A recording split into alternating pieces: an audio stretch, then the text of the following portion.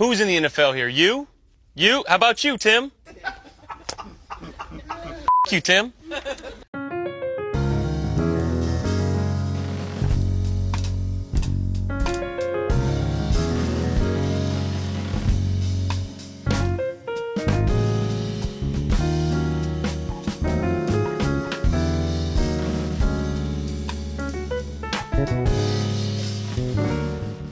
CTBK gives executives and owners of mid-market businesses unparalleled confidence and clarity so you can focus on strategic objectives and organizational success. Their multidisciplinary advisors, accountants, and team members have a wealth of experience and are all available and responsive to each client to ensure the most effective advice, actions, and outcomes no matter the situation or complexity level. That experience base and one-team approach, combined with integrated and efficient way of operating, enable them to be truly proactive partners, doing the best thing for their client every time. Visit ctbk.com or call 716-630-2400 to learn how CTBK can work for you. And now, back to the man who puts the heart in shart. It's Tim Graham and Friends. It's a childhood bedroom edition of Tim Graham and Friends, brought to you by CTBK, CPAs and business consultants. I'm Tim Graham of The Athletic, here with Jonah Bronstein of Bronstein Sports Plus. Jonah reveals before we get recording here that he has been doing this from his childhood bedroom. I didn't realize that. I am not in my childhood bedroom because my mother is a couple of homes removed from the house that I left when I finally went out on my own. But I am in my mother's spare bedroom right now, podcasting on Friday because visiting mom. The Bills were practicing the Cleveland Browns yesterday at Baldwin-Wallace College. Well, I guess it's in Berea, which is just off the Baldwin-Wallace University now, just as Canisius is now university. Schools are doing that. But anyway, I'm an alum of Baldwin-Wallace, and my family is still here. So with the game against the Browns tomorrow in Cleveland, I decided to stick around, hang out with mom. And so here we are doing the podcast from her extra room. Jonah, how much is left from your childhood bedroom? Does it resemble what you used to call your Bronstein headquarters? Well, yeah. I mean, I think there's been a repainting at various times and things like that, but it's, these bookshelves and things like that, it looks a lot different now, at least the material on the shelves than when I was living here. But it's different now. It's nicer for me now because growing up, it was a room I shared with my younger brother, and we had two beds and all of his stuff, and it was very, very crowded. Now it's all my room, and it's maybe the nicest bedroom I've ever been in. In my various apartments and stuff, I didn't have this, bookshelf and things like that. So yeah, this is, the highlight of my life is sitting in this room and doing this podcast. Learning how to be a man, in all kinds of different ways. Did you just send me a Facebook Messenger DM? No, I didn't just send you that, but I sent it to you the other day. Okay, well, I'm just now getting it for some reason. First, I've been having trouble with my AT&T coverage here in the Cleveland area. So it's interesting because right after you started talking, I got one. And the reason I wanted to bring it up was in case it's not you, because there has been a rash of Buffalo sports media hackings going on. And I seems to have started a long time ago, going through the media. I've gotten these DMs. Please vote for me to host a national podcast. It would mean a lot to me. It comes in as a DM. And when you go to do this person a favor, especially if that person's in the media, you think it's legit. Well, I've known that scam for a while, but I got one, as many did recently, from Howard Simon. And then we're getting them from Brian Koziel because that means he's been hacked. And then I got one from former University of Buffalo sports information director, or at least in the sports information department, Brian Wolf. And so the tentacles are out there. And now they're trying to sell you crypto and telling you about the fancy new car they just bought because of their investments that you need to sign up for. So anyway, this is my public service announcement that if anybody ever sends you a DM about hosting a national podcast and they need your vote, do not click on it. Yeah. I almost Are got there fooled by that. The first time I got one of those, at least this national podcast scam, about a year ago was from University of Buffalo football coach Pete Lembo. And I just about clicked the link. And I think it was one of those things where I clicked the link, but it didn't, the internet didn't connect properly right away. And then I realized right away I shouldn't have clicked that and I X'd out. But yeah, I almost fell for it. But now I don't fall for it because knowing that was a hack about a year ago, and anybody, if you really want me to vote for your podcast, it's not going to work. I'm not going to fall for that. So you better come up with a new pitch on that. Yeah, so beware out there because a lot of people follow and people in sports media will follow back on social media as a policy. So I'm guessing a lot of audience members of Howard Simon and Brian Koziel and all these others who've been got have been tripped up along with them as collateral damage. I will say this, I don't know about you, but maybe some of our listeners can uh, empathize with this, but I hold multiple certifications in not clicking on phishing I emails. I do have to take too. those just about every 6 months, and I even got fooled by one many years ago and had to take a remedial training class, but now I get 100% all the time, and I print out the certifications and collect them on my desk. I am a board certified non-phisher. The New York Times loves to give us all kinds of company policy video tests that we have to do. We're mandatory. And phishing and cybersecurity is high up there among them. So I am here in Cleveland. I was at the joint practice yesterday in Berea, Ohio. Also got a chance to stop by the old campus. It was good to see. Got a new quarter zip. Got to update the wardrobe. Saw the campus, a couple of the dorm rooms that I had. It looks pretty much the same. Much nicer, though. Some new buildings, some new landscaping. Some of the spaces that were just empty and used as park before, or whatever. It's got nice buildings on it, Uh, uh, fountains and whatnot. are you recognized in any way on campus? Maybe not with a Oh, name on a building, but no. like sometimes in the hallways and the communications, they might have, a little display No. or a But small part of a also, display. freshmen were just arriving today. So I missed that. It was a pretty empty campus. There were still tumbleweeds going through. The only people on campus are the football players, the soccer players, and those types. And I did go through the student union, and a lot of the things were closed. But no, I would not be recognized. And the other thing too, and I've told this story before as part of my origin story, there's no journalism department at Baldwin Wallace. I went through sports management program. And so the communications department are poking my head in to see an old professor. That was all just passing through. That was just elective classes. I was a kind of a self-made journalist. I was self-taught and did it through trial and error and working my way through small newspapers and that type of thing. So no, I didn't get any academic instruction beyond a couple of English classes in terms of writing or journalism for that matter. None in journalism. Um, so the Browns practicing against the Bills yesterday. We learned a lot, saw a lot, and saw a couple of injuries happen right in front of me of Cleveland Browns players. And it leads you to think, man, this is legit. I mean, this is a regular practice. These guys are going full go against each other.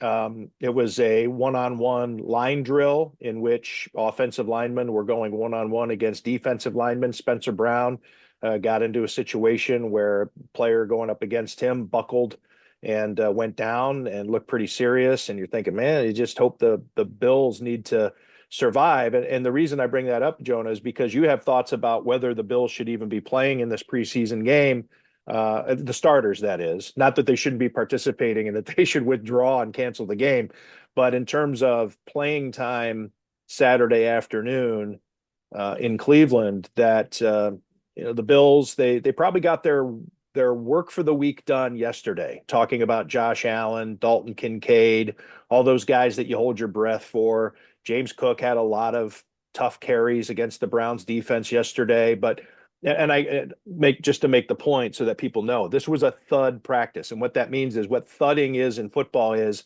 it's hit, wrap, that's it. You don't take the player to the ground. It's a wrap and play is over. The whistle is blown. And a lot of times, too, it's tough to know exactly who won the play because, you see it with defensive players when they get the ball, when they collect a loose ball or get an interception, they have this thing where they're trying to um, manifest touchdowns. So they'll run through the end zone. You see on kick returners sometimes doing drills where they, even though the play's over, they keep running through to the goal line to manifest and visualize scoring touchdowns. So you'd have James Cook, which might have been a 7-yard gain. Well, maybe not James Cook because he didn't do it, but a Frank Gore or some of these younger backs who would have had a 5-yard gain, then making it look like a 50-yard gain in some of these drills. But anyways, it was just good to see. It was refreshing, and I think that it was a good session of work that the Bills can put in their back pocket and not have to worry about testing out anybody of importance tomorrow in Cleveland. Yeah, well, it seems like that was the real preseason game. Yeah, I tend to advocate, especially in home games, for getting the starters out there for a little bit, show the fans some real football, and selfishly give us media members a little bit more meat on the bone to write about. You can get into the backup competitions, but sometimes having, a little bit to observe from the starters like we got last week. I think we got the perfect preseason experience from the Bills with the starters playing about a quarter and some players doing some impressive things or aside from Josh Allen getting sacked, and they were not touch sacks. He got brought to the ground pretty forcefully twice, which I'm sure the Bills would rather have not seen happen. right. And it was they did have some injury scares coming out of that game, and apparently even maybe and some players did get hurt. Keon Coleman being maybe the most notable because he's been walking around in that walking boot, but Khalil Shakir hasn't practiced since that game. Ed Oliver hasn't practiced since that game. We don't know what's going on with them, but we have to presume something came out of that game and has forced them to be held out of practice at least for a couple days. Because I think if it was veteran rest, it wouldn't have been 2 days in a row there. Right. But the Bills did seem to avoid, we think, any new injuries in the joint practice, which is, the underlying headline. And even though I would like to see starters play in the preseason, or I'd like to see the preseason reimagined in a way so we don't have to sit through too many of these backup contests in preseason football. We also understand why the Bills probably don't want to risk their starting players for any more injuries when they got the looks they wanted to out of the joint practice. And Joe Brady hedged his comments before practice. He didn't really uh, come out and say that the starters won't play in the preseason game, but he said that's a potential outcome if he got the work done or the intensity and the attitude that he wanted to see on the practice field. If he was pleased with that, then a lot of the starters would get the weekend off, Saturday off. But Todd Monken was more clear earlier in the week that that was the plan, to have the ones go against each other in practice and more of the twos going against each other at the start of the game in the preseason game. And I think he did say it depend on how well the practice goes, but it seems like the practice with no fights, which goes against the grain in the NFL this season, seems like I think both teams liked what they accomplished in that joint practice. And it was a good example. They should send out the film of that joint practice to the rest of the Right. league. It seems like they were the model franchises for how to conduct a proper joint practice.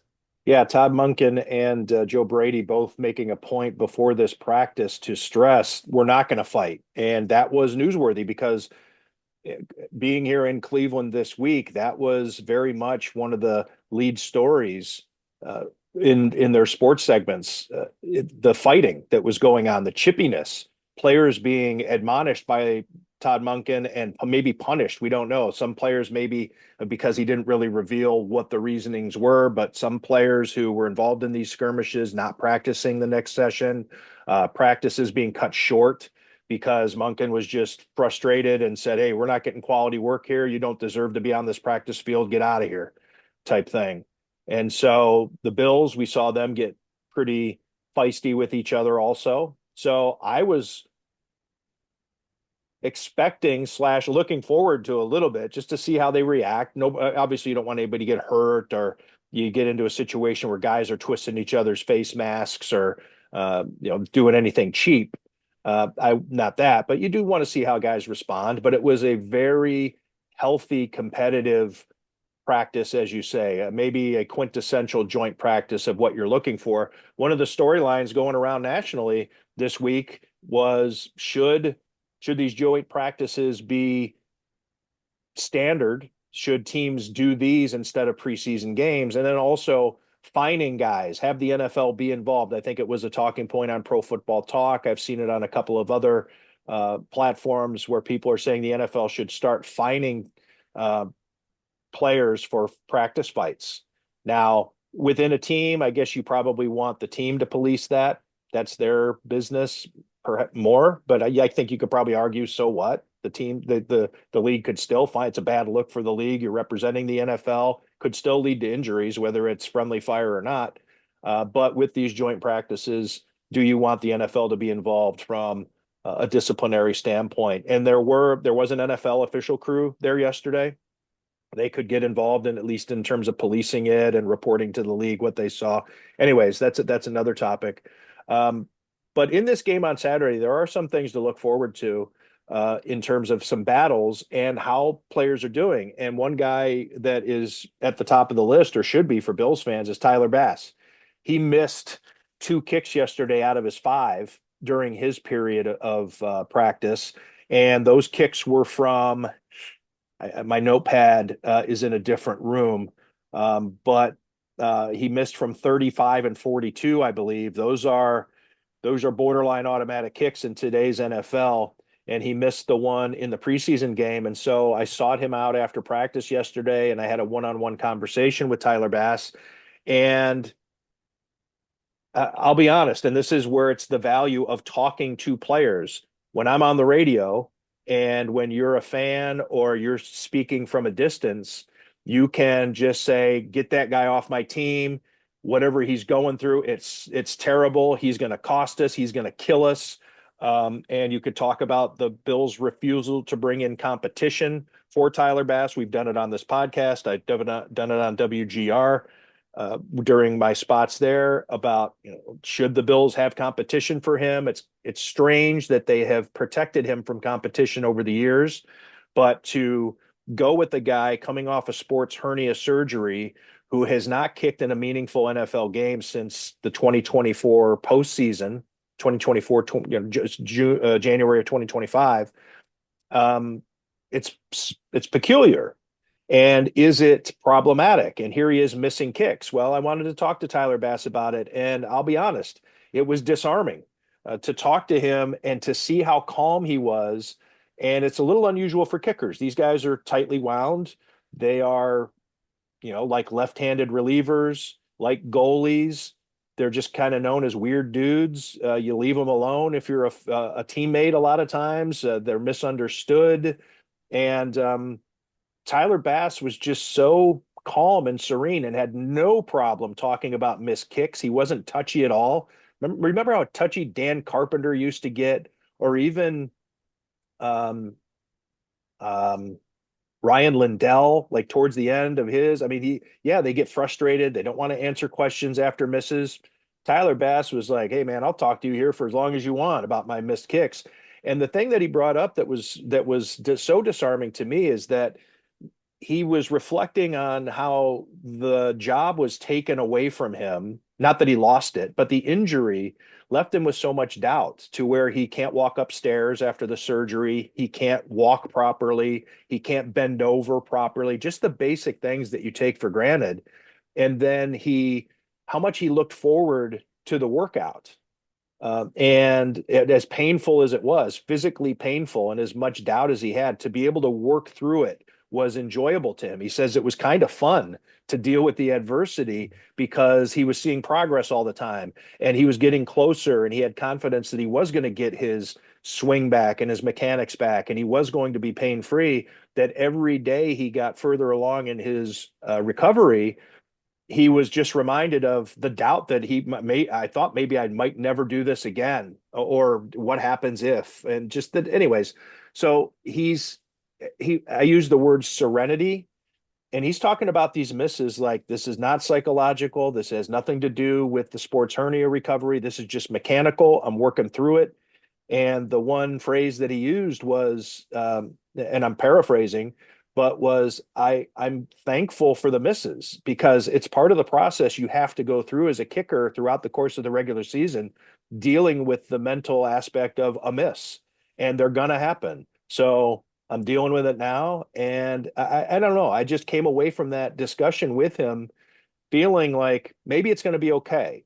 Now he's got to make the kicks, and he does have he's perfect in the postseason at 50 plus, but he is 2 of 6 or something pretty bad.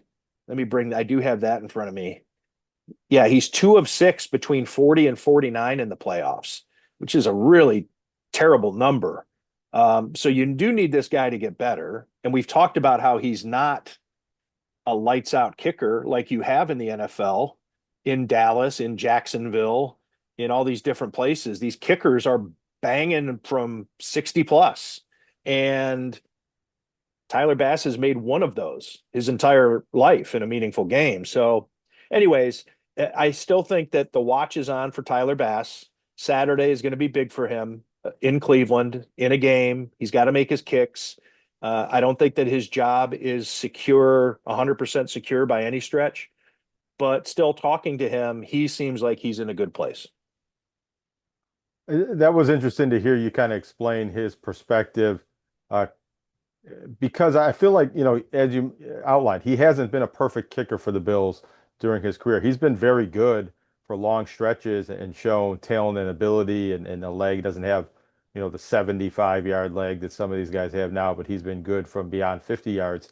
Uh, but there have been times where he struggled, and the perception of that has seemed to be that one miss has led to the other, even on extra points at various times, and that, the confidence, his self-confidence and the confidence in Tyler Bass has waned at various points in various seasons. He made that game winner against the Dolphins, that seemed to revive his confidence after he was struggling, and then I think, didn't miss another kick for the rest of the season, but he missed that kick against Kansas City in the playoffs. Well, it That was was, amazing. Yeah. And I want to underscore that it was so bad, that miss, that it became a story that everybody was donating to yeah, his charity for animals, out of sympathy. The pity that came because it was such a crushing mix that, anyways, everybody felt the need to uplift poor Tyler Bass.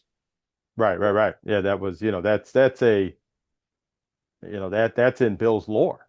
When you write the history of the Buffalo Bills, you'll be writing about the 10 Lives Club and Tyler Bass and that kick and what came of that. But yeah, so I think and part of that is why I think a lot of Bills fans and media members are nervous about Tyler Bass and how his season will go. And I think there's a lot to analyze there, coming off the injury, coming off the surgery and returning, and how good he's going to be for the Bills this season. I don't get that into it as a preseason storyline because I don't think that there's any uh roster jeopardy there for Tyler Bass. I don't think there isn't another kicker on the roster. There isn't Doesn't seem to be someone waiting in the wings or even a practice squad kicker that's there to push him and motivate him, which is something that's happened earlier in his time with the Bills. It seems like Tyler Bass is almost certain to be kicking for the Bills in week 1, both from a roster standpoint and a health standpoint. And maybe if he struggles throughout the regular season, uh, Brandon Beane sees if he can get Matt Prater back on the horn or another kicker that becomes available then. But that seems like the Bills aren't in that mindset at all right now. And Tyler Bass seems to have a healthy mindset about his own misses and coming back to make the next one. But also, he doesn't seem to be looking over his shoulder that he might be losing this job if he doesn't have a good preseason. Yeah, I There's a think new that's the punter competition is also in some ways a holder competition, and I don't watch this close enough to understand what's going on, but that could be factoring into Tyler Bass and his rhythm and his comfort. Different holders. He's had different success with different holders throughout his time with the Bills as well. That's right. And that does matter. And I didn't ask him about that specifically, and I'm not rationalizing to put myself off the hook for not asking the question. I wish I had, but I'm sure he would have said it's my fault. He's just that kind of guy. But yeah, I think the reason it's refreshing and a lot of response to my story on social media is I don't care if he's serene and calm right now. Get him off my team. I won't be happy until he's watching the Bills make field goals from his couch. Watching somebody else do it is the inference there. But you want this response that he gave yesterday as opposed to panic or being nervous or being frustrated with me for asking the questions. I mean, I was really impressed by his mental state. And if this guy is going to be the Bills kicker, it's what you would want for his. It was just a practice. We got time. We're still working through it. He was just under the knife back in November, and it was a long recovery. He said he started to feel. So the Bills signed Alex Trujillo out of right after the season. They signed him and then cut him in May. Right. So they were confident enough in Tyler Bass by then to move on from Trujillo and didn't feel the need to have a competition. Maddox Trujillo, I'm sorry. Alex Trujillo's somebody else. But the question I asked him about when he started to feel like everything was going to be okay and when he felt ready was he said it right near the start of OTAs. He really felt like he's beyond his recovery and that his summer ever since then has felt like any other summer, that has nothing to do with recovery right now. It's just getting ready for the season as he would have in 2023. So I think that's also a good sign if that's accurate and that's the way he's looking at it. That's also. I wanted to look up who I couldn't realize. Like, where does Alex Trujillo come from? So I just Googled Alex Trujillo. Why things pop into my head? Alexander Capo Carrillo, better known as Alex Trujillo, is a Puerto Rican former drug dealer reformed from his days in crime. He's a born-again Christian now, but he is a famous drug dealer. And he has his own Wikipedia page. So what was the kicker's name? Maddox Trujillo. Because when you said the Bills signed Alex Trujillo in the offseason, I was like, oh, I forgot about that. Like, it didn't even register to me that you got the name wrong. Yeah, there's murders involved. I'm looking at. I don't think that the fact that he's born again is probably the lead, but it's in the first two sentences of his Wikipedia page. So I was just reading without having previewed it. But yes, he's a bad fella. So lest anyone think that that I thought the Bills had signed the Capo. Capo is actually his real middle name, Capo. I guess that's an appropriate, although he was the Don, it seems. Maybe not the Capo. Okay. You ever seen Narcos on Netflix? I wonder if this is like a character that they based the character on. Yeah, that's Well, we'll never know. no, I'm just figure looking. this I out want right to now. know. He's out on parole. Nice. Well, you could have him on the podcast then. We can maybe go through. Maybe we can watch some video on Tyler Bass's mechanics. And he was among the most wanted, but was arrested in 2006, sentenced to 20 years in prison after declaring himself guilty. Drug trafficker. I don't know that this doesn't seem sensational enough to deserve your own Wikipedia page, but that's who Alex Trujillo is. Well, anyways, so you're saying, but back to Tyler Bass, I wanted to ask you, this interview with Tyler Bass that you conducted yesterday went a lot better than your one-on-one with Dan Carpenter in the Bills locker room after he missed a couple field goals in a, let's say, circa 2009 game. Well, I thought that interview went well. It was so short that I just transcribed it and ran it in full. But yeah, he was not thrilled with me. But he was on his way out of the locker room after a big miss, and hey, come on, it's what you do. I mean, like, hey man, do you want to talk about it? And the shoulder slumped, and he turned around, and I'm the only one talking. And then, of course, as happens after a game, all the other reporters see me talking to Dan Carpenter and it's fair game. So then everybody rushes, and then he really wasn't pleased to be talking to me. So anyway, that's reminiscent of the Jake Arians interview with the late great Miguel Rodriguez, who was working for the Niagara Gazette, I believe, at the time, and Jake Arians was missing kicks. This is Bruce Arians' son, who was a kicker for the Bills for a little bit.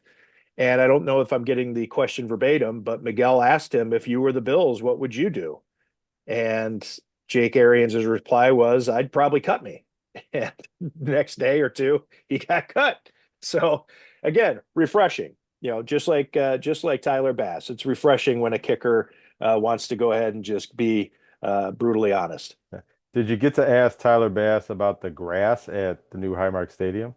I did. Okay, so three things that kind of come that are counterintuitive. Number one, Tyler Bass says, I'm thankful for the misses. I'm thankful that I'm missing these kicks. And he's in a philosophic sense, you can understand that.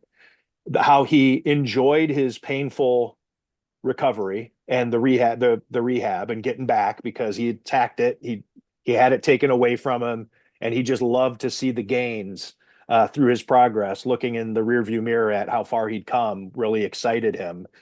So that part. And then I asked him, because he missed a kick against Carolina in the preseason opener, I asked him what he thought of the field. And he says, I prefer grass. And I said, you mean grass? I said, well, wait a minute. Kickers, I would think, would love the consistency and the all-weather aspect of turf. And he said, no, I'm different than most kickers. I prefer grass because sometimes you can, I guess, for those out there who golf, if you hit too low, that hurts. And if you get a little bit too much of the turf, you jam your toe. You get, even if it's slight, even if you're kicking through, it's not like stomping your foot down on the grass, but even as you power through on a kick, you might catch a little bit too much and it hurts. Whereas in grass, he said that you'll glide over it better, and the follow through just isn't as troublesome as it can be with turf. So here's a kicker who wants grass in Buffalo, potentially kicking to advance the Bills to the Super Bowl, right? If they're in the AFC Championship game and hosting it, and Tyler Bass needs to make a kick to beat the Denver Broncos or Kansas City Chiefs in the AFC Championship game, he would rather be doing it on grass than on turf. I was a little surprised to hear that. Nice. Yeah. Well, I wanted to bring that up just to kind of transition into, I want to give you your plaudits, and also maybe, to have a little journalism discussion here, that you're reporting from the preseason opener last Saturday night about the turf at the new Highmark Stadium and how it held up and some player reaction to that. And we got a little bit of a reaction from the visiting team that, is a team that plays on turf and playing on a new grass field for this game. But that became everybody's story, national news, and everybody's story on Monday and Tuesday. But that was really driven by reporting out of that game. And I think looking back, that should have been an obvious storyline. First game on this new grass field, and it's a team that went from turf to grass, and the importance of grass versus turf, that debate in the NFL and the NFLPA stance on that. And I shouldn't say nobody thought of it, but I don't think anybody was really looking in that direction as their main storyline coming out of that preseason game, except for you. And then you did your thing with that story, and it got a lot of attention and a lot of reaction and follow-up reporting. I'll give John Waro at the Associated Press some credit for the way he followed that on Monday with the Bills comments and reactions. Maybe you had the same thing and I didn't see, but No, I didn't. and then we got a lot of first, you got to actually do some actual reporting and walk around on the field and get your own, up close look and feel with your feet of the grass. They didn't get to play and dig at the grass, but walk around, look at what happened after they practiced there on Tuesday and kind of see what it was like and feel what it was like and smell what it was like or do whatever else you wanted to do on that field. And the reaction from the players was, I thought, fascinating after the practice on Tuesday. And really, by that point, the story was very complete. We got Matt Bove from Channel 7 had a very nice package of player reaction regarding the field. Yeah. Carl Jones did a good job with that for Channel 4 as well. Carl Jones did too. That's right. I didn't produce much about it, talked about it a little bit on our new daily talk show, but just the way, and the Bills players that spoke about it, I think handled it very well. But it was fun to watch how some of them, you know, twisted their facial expressions to try and give a truthful answer without being too critical, or the way they were expressing how much they liked having grass and were grateful to have a grass field now, but we're still being patient with the growth of the grass and the quality of the field. And I felt, now I'm speaking for the players in a little bit, but I felt a sense of a little bit of surprise from the Bills players that they thought this field would be more like the grass field that they practice on every day across the street. And from what I've read in agriculture science, it might get to that point in later seasons, but in this first season, it's going to be loose footing, not the most durable or resilient grass field in the league. Yeah, I went into last Saturday knowing that I was going to write about the grass. My presumption was that it was going to be a story of triumph and a kind of a historic look back on all those years at Rich Stadium, the Ralph, uh, and the hard concrete, the reputation that it had. And the Bills, I believe, had an F from the NFL Players Association anonymous survey, the player poll that they do, of the F comes, the grading is done by the home team. It's not by the visitors. So you're grading your own playing surface. And the Bills had rated it an F last year. And after the open practice, Spencer Brown had the quote that he would like to sleep on this field. It's so great and soft. And so I'd actually interviewed some old Bills who played in the last game on grass, which was at the rock pile, J.D. Hill and uh, Ed Rakowski, and just different dudes about what the charm, the romance of playing on grass. And so that was kind of the story I was going to do. And when I showed up and set up my laptop in the press box, I looked down on the field, and we ran a couple of the photos either on social media or in the story. I could just see the bald spots down there, and I was like, that does not look good at all. And granted, fans want to push back and they want to rationalize and say, hey, man, stop bitching about this new stadium. I'm tired of the media looking for negative stories. I wasn't. And there's all kinds of reasons why this story is more significant than obstructed views. If those obstructed views are legitimately bait and switch sales tactics, you were lied to at the Bills experience. If Legends used a high pressure sales tactic on you or fibbed or any, yes, that's certainly significant. But these guys that you want to get your team to the Super Bowl have to play all their home games on this thing. And whether or not they win or lose is going to be determined, at least in part, by this grass and this playing surface and how good it is, and whether or not it's a problem for Josh Allen and Tyler Bass and Jim Leonard's defense and all these things that you're either excited or concerned about. And so I looked down there, and initially I thought that doesn't look good. And then so I'm watching from the press box, and the Bills are now out there for their pregame warmups, the individual stuff where the players go out and do their personal routines to get ready, not where the team runs out and does its team warmups. And you could see players, and I specifically mentioned, pointing to spots, calling over staffers. Dalton Kincaid had somebody come over and he's saying, hey, this needs to be fixed. I mean, I'm looking from the press box. I'm going on body language. And Terrell Bernard is standing over, like supervising as they try to repair this patch. Players are looking all over the place. They're like stomping their feet a little bit. They're scraping. They're trying to dig in. They look a little, they're really testing this field. And at another point, I see Stephen Gosnell running a route, like somebody's throwing to him. There's some receivers just doing some routes to loosen up, and there's this rut, a massive rut, and he calls somebody over, and they're looking at it, and it is so bad that a Bills staffer then goes and stands over the rut. So that way the receivers don't run through it while they're doing this drill. So now you have basically a human traffic cone. This is on the field. This isn't on the sideline. This is on the field of play. So I'm watching that, and I'm just now collecting notes of people who are having problems with this field.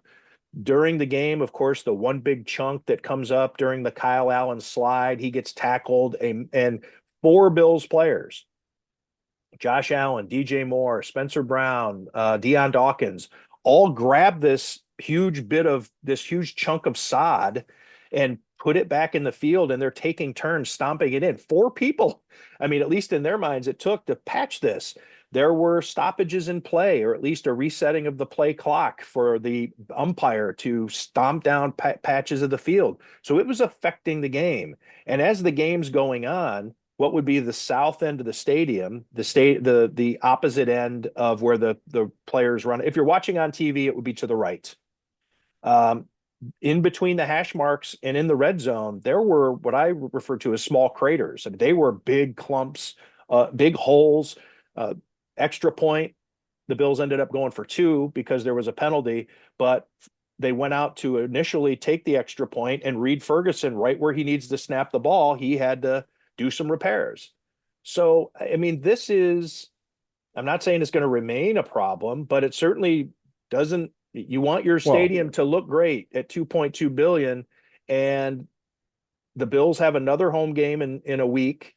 And then, yes, they start on the road in Houston, but then they play their next three games at home. And if it's getting torn up now, guess what it might look like heading into October, when the days are getting shorter and the sun is not out as long and the weather's getting colder, and you have to, I don't, to me, Well, it was significant, and I'm surprised that nobody else really thought it. So after the game, I talked to some players. They didn't really want to say much because the team's been taking a beating from a PR standpoint, everything from the open practice to and the PSLs to the obstructed views to the Nickel City uniforms.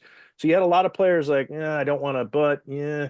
And I'm texting with a couple of players after the game, and I reached out to the Bills for an explanation, and they didn't respond. So again, there are a lot of armchair agriculturalists out there, people who think that their backyard and their experience with what they do in West Seneca is going to apply to a stadium with 300-pound dudes trampling it on a daily basis. But I think there are a lot of people rationalizing, hey, it's going to be okay. Just pipe down, stop looking for complaints, stop bitching. But isn't one of if maybe the main thread of a storyline throughout this organization Josh Allen's window? And are we saying that it'll be fine next year, or in a couple of years it'll be better? Well, this is Josh Allen's window right now. And if you're throwing in a variable like this, and where, I mean, I haven't even brought up the injury aspect to this type of thing. I mean, is that okay as a Bills fan? You're just like, hey, just shut up and let them go out there and play. So what if it's substandard? It'll be fine eventually. well, yeah, the That's a player lot. safety aspect of it is a whole different discussion because maybe it does lead to more injuries, but maybe grass being safer than turf in different ways that Or the ball cancels it bouncing out. a way that ends it. You lose a game Well, because of.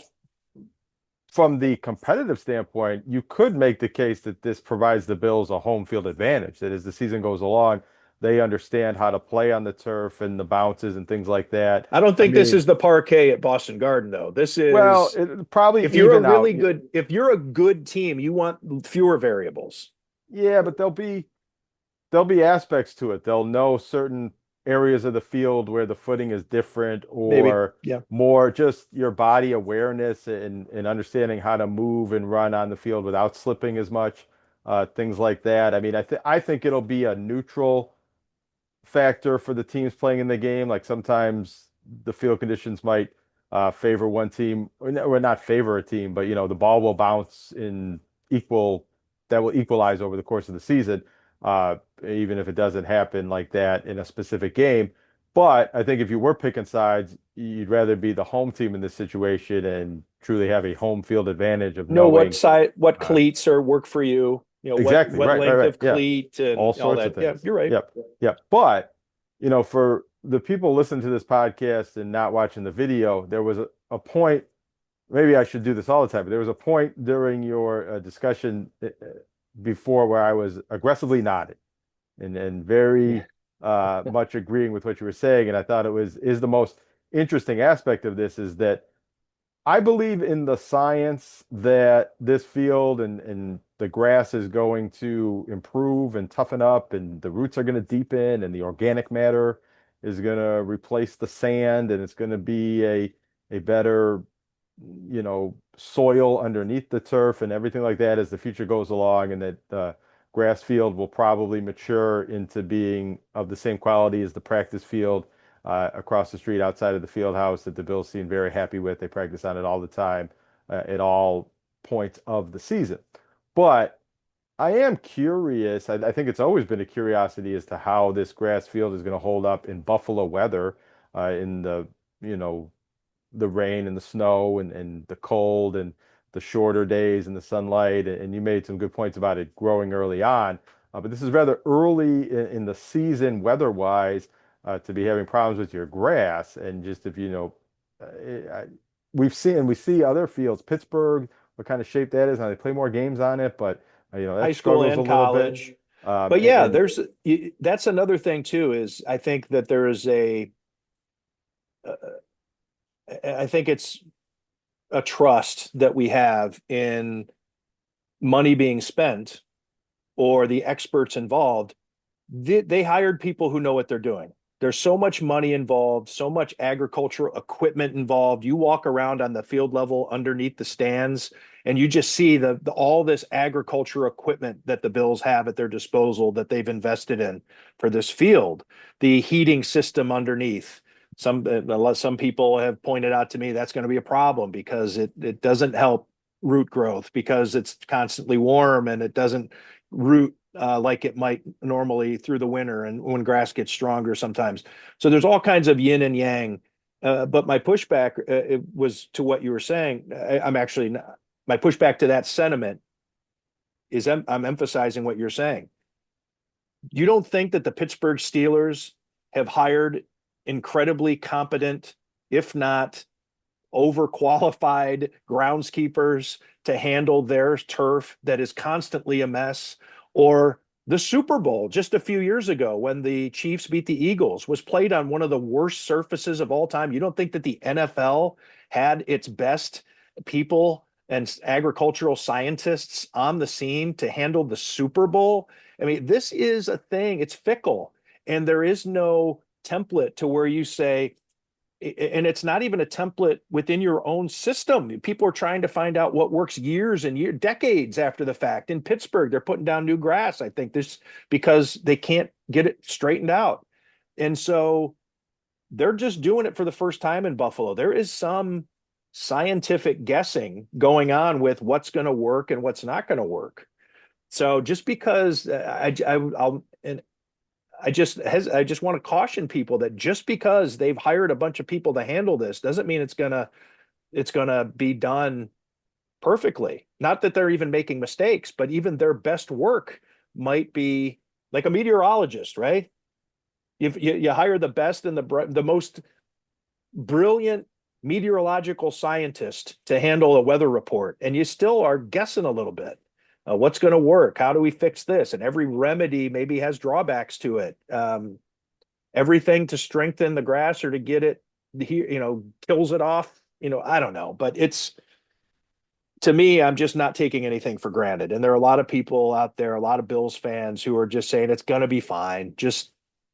But it would be silly not to at least do a snapshot report of where it is right now, because it's got to get better.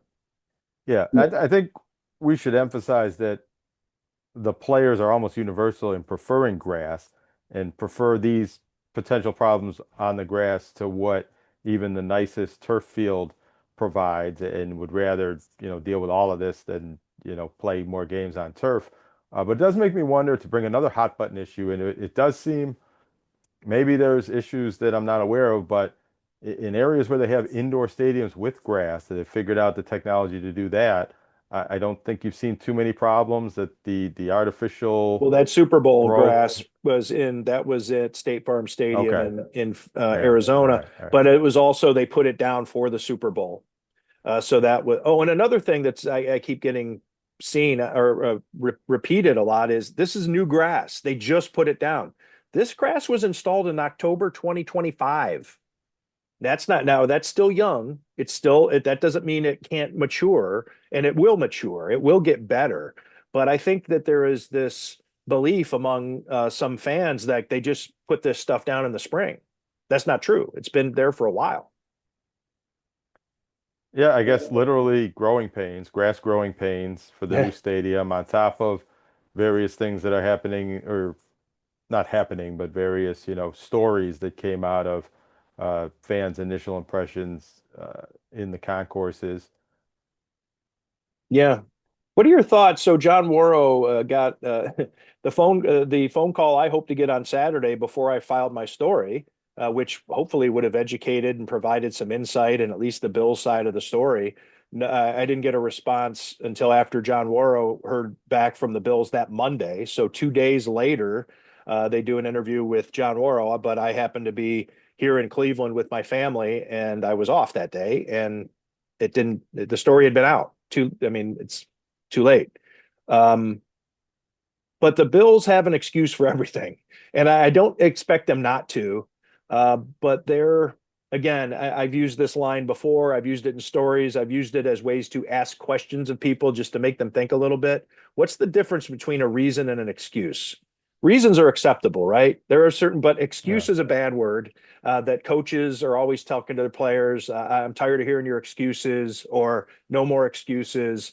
But there are reasons for things. But everything that's happened in this offseason, the Bills do have a response, and it is a smart corporate response. But at what point do they become the Von Miller in a suit where they're just saying things? I mean, these things have to bear out to be true at some point when it's going to be fine. We understand, we hear it. That's quite not accurate, or this has been misconstrued. And we got this is, but everything that the Bills had, everything that's had some backlash to the Bills this offseason has been met with a response from the front office of we expected that, right? The Nickel City uniforms. Well, we expected the PSL practice. Well, we expected that. The obstructed views. Well, hey, that's what we told these people. That's what they were buying. So, but the field. How did the field hold up? Just as we expect. We loved it, or just better. It met our expectations. And then you talk to the players, and it was Bradley Chubb, right, who led off at least Matt Beauvais' report saying what you've heard is accurate. After 2 days or 3 days of people telling me I was full of shit and that I'm looking for a story, they interview the new free agent who maybe if he knew he was coming in and playing on the surface, or future free agents might be like, I'm not going to go play on that shit. But Bradley Chubb pretty much saying what you heard is accurate. And that quote that was told to me by a Bills player who wanted to be unnamed because he felt like he didn't want to pile on the Bills because of their PR gaffes and wanted to be nice, just didn't want his name on it. But he said that field is ass right now. And this is a player that you're going to want to make plays in December and January for you. And he's calling the field ass. Um, this player who talked to me, but then I think that's what Bradley Chubb was referring to was that quote, the field is ass right now, to which Bradley Chubb says, what you've heard is accurate. I just think it's going to shape up for a very interesting year because there's going to be more games and more events at this facility. I guess there won't be non-football events until after the football season, but there'll be more football games. I don't know if there'll be any more practices. I don't know how many. It'd be interesting to see how often the Bills practice. Do they walk through the field on Fridays like they used to sometimes at the old stadium? But I think we'll learn more and more about this stadium and the field and the intricacies around the stadium as the weeks go by and the weather changes, and it'll be a storyline worth monitoring week after week here. I wonder if they regretted having that open practice, but they'd already advertised it as their um, as their compromise to Bills non-PSL holders to have that open practice 8:30 in the morning, Tuesday, I think it was. Yep. I wonder if they regret, this field needs a little more rest. It needs some more work. I'd rather these guys not be out here practicing on it. But I also noted there were fans on the field before the game on Saturday, and they were walking on it. They were allowed to walk on it. That there was a tour of or some sort of thing going on in which the people were walking. They were, I mean, I don't know. It's just they want to use it, of course, but there's going to have to be some give and take regarding this to get it to where they want it to be and where the players are going to feel like they have the best chance to win.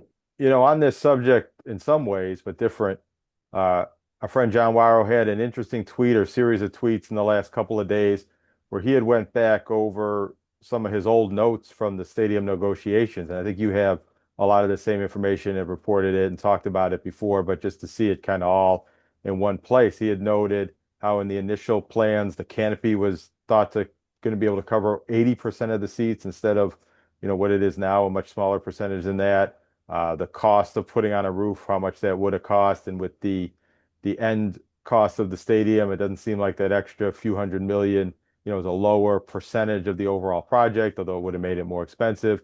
And the initial, according to John Wire's tweet, the initial projection for building the stadium downtown was about 2.3 billion.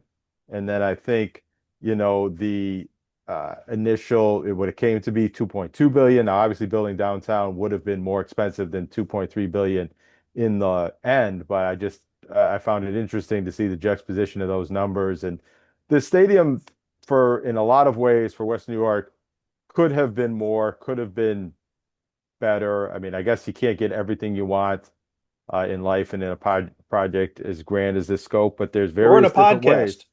Well, yeah, or in a monologue that I'm in the middle of right now. But there's different ways where I think this stadium didn't come to fruition for fans and even people in the Bills organization and the players that they thought it would. And that doesn't mean it's not a good stadium and it's not worth all the time and energy and money and investment that went into it. But it just seems like already through one preseason game and two practices before they've even started the season that people have noticed more that they dislike about the stadium that they like, or at least are expressing those viewpoints more.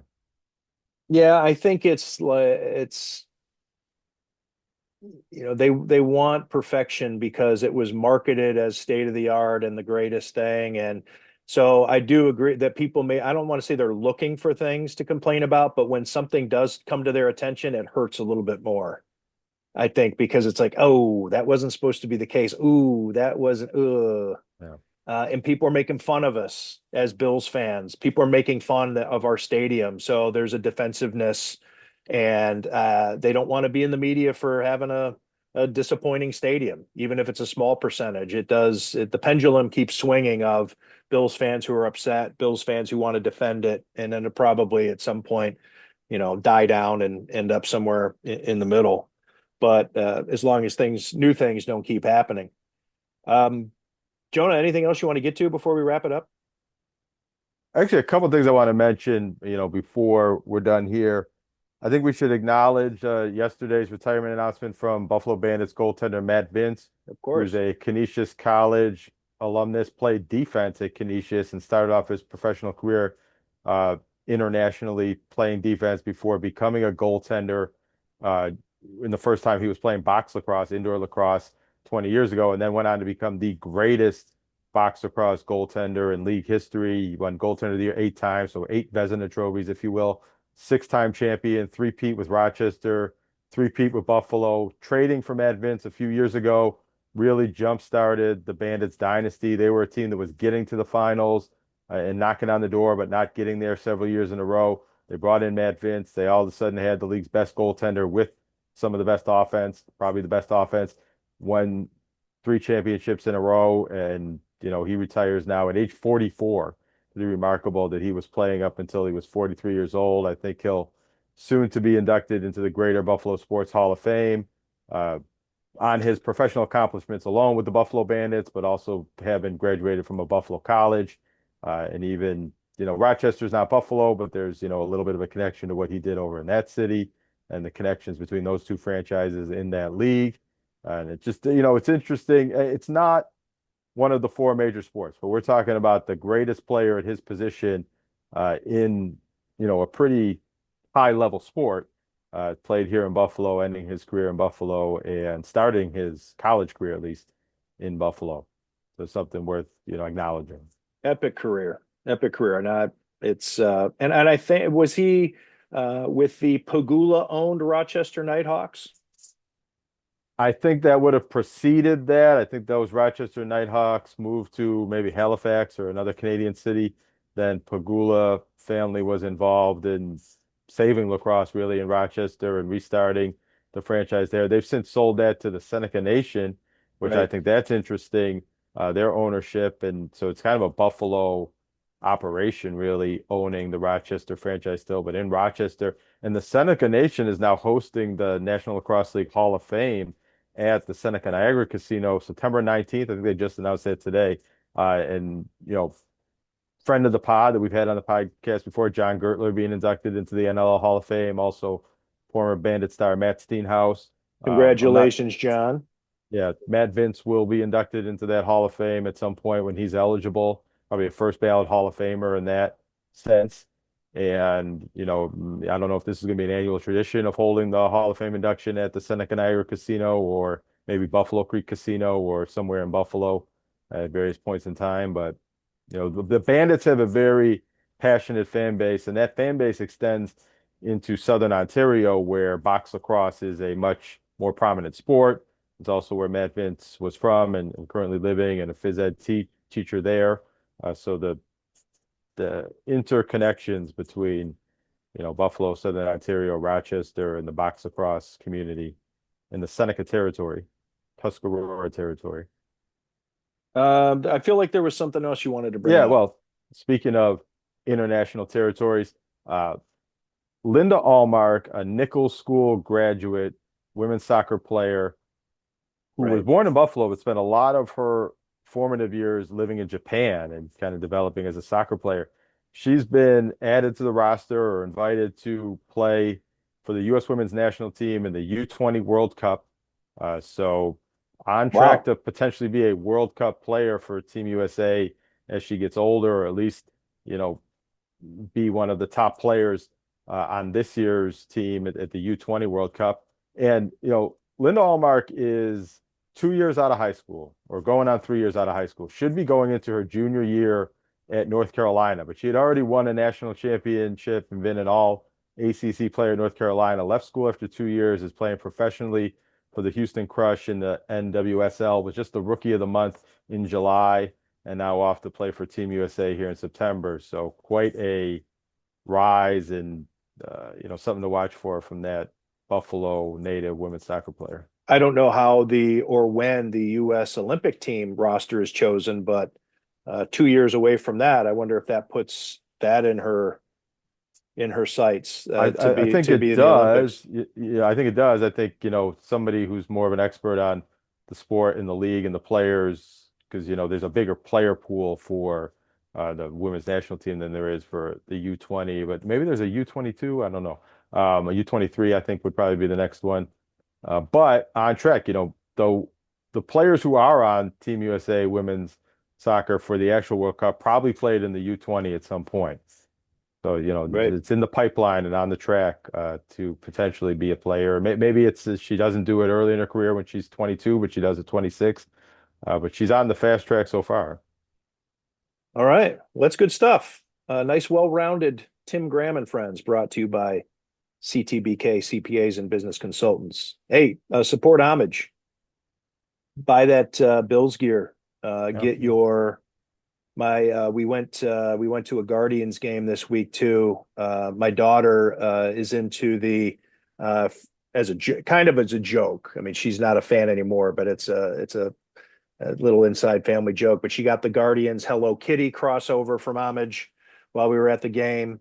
All kinds of, where they got Peanuts, they got Grateful Dead, they got video games, all these different crossovers between the licenses that Homage does. They collab all this different stuff, WWE and Marvel and Star Wars and Simpsons and what you're gonna say? Well, I was just saying you bought the Homage shirt at the game instead of ordering from the link. We did not. We Oh. saw it in the store. It was, and there's Homage branding all over the place. So she's like, "I'm gonna get this," and I was like, "Not here, you're not. We're gonna get it maybe cheaper and with a Well, discount I appreciate that. on the Yeah, app through and yeah. support Tim Graham and There you friends." go. Right. Anything else, Jonah? We have Homage at home. We can't shop That's at Homage here. We right. have Homage That's at home. All right. Thanks to everybody for watching and for listening to Tim Graham and Friends, brought to you by CTBK, CPAs and Business Consultants.